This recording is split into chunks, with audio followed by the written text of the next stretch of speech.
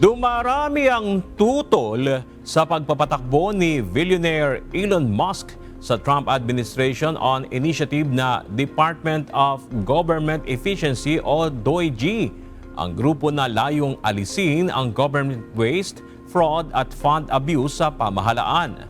Ayon sa latest Washington Post, ABC News at Ipsos polls, bumagsak ang approval rating ni Musk sa 35%, habang umabot na sa 57% ang disapproval ratings nito mula sa dating 49%.